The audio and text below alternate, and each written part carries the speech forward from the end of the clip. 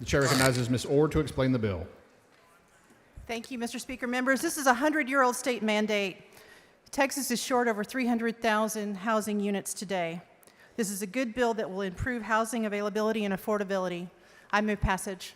The chair recognizes Mr. Bryant in opposition. Members of the House, I urge your close attention to this.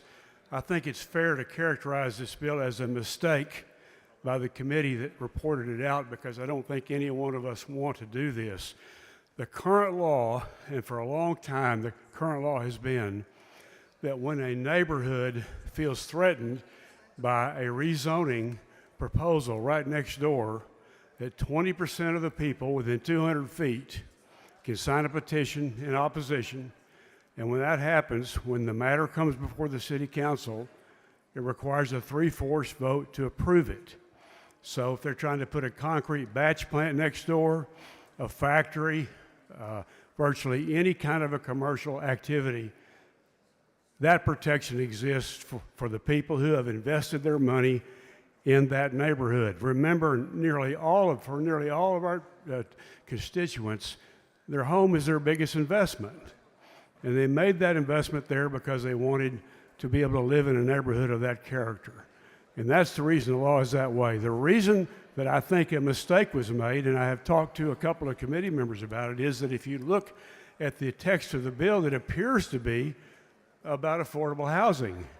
But it goes way beyond that to change the law to more easily allow the location of any type of industrial or commercial development right next door to somebody's house, right next door to a neighborhood. How does it do that? It changes the law by saying now you have to have 60% of the neighborhood sign a petition, and even then, when it goes before the city council, they can pass it by a majority vote, not a 3/4 vote. This has been in the law a long time for a good reason.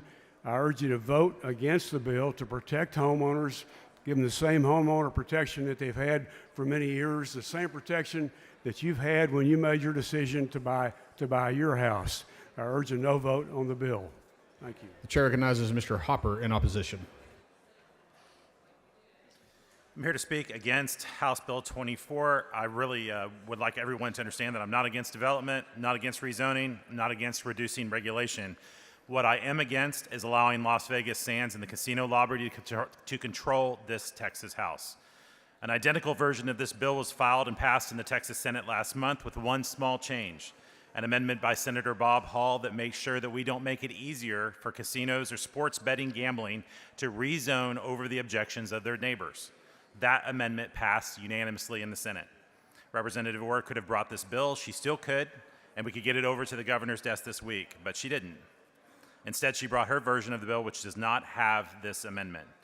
I brought an amendment to fix this issue, this exact language offered by Senator Hall and unanimously passed by the Senate. And when I did, Charlie Guerin, who was the author of the casino gambling bill last session, brought a point of order against the amendment, and Speaker Burrows sustained it. If you oppose predatory gambling, if you don't think the Texas legislature should make it easier for casinos to come to Texas, your only option is to vote no on House Bill 24 and send a message of leadership that we can pass Senate Bill 844, which is over and eligible instead. Members, please join me in voting no on this bill.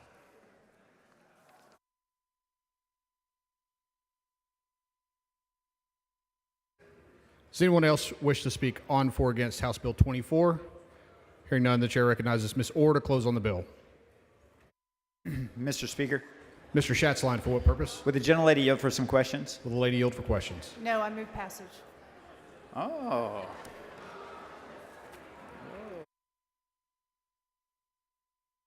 Not at this time. The question occurs on final passage of House Bill 24. A record vote has been requested. The clerk will ring the bell. Show Mr. Bryant voting nay. Show Mr. Busey voting aye. Show Mr. Tinderholt voting nay. Show Mr. Schatzline voting nay. Show Ms. Jones of Harris voting nay. Show Mr. Dutton voting nay. We've all voted. There being 83 ayes, 56 nays, House Bill 24 is finally passed.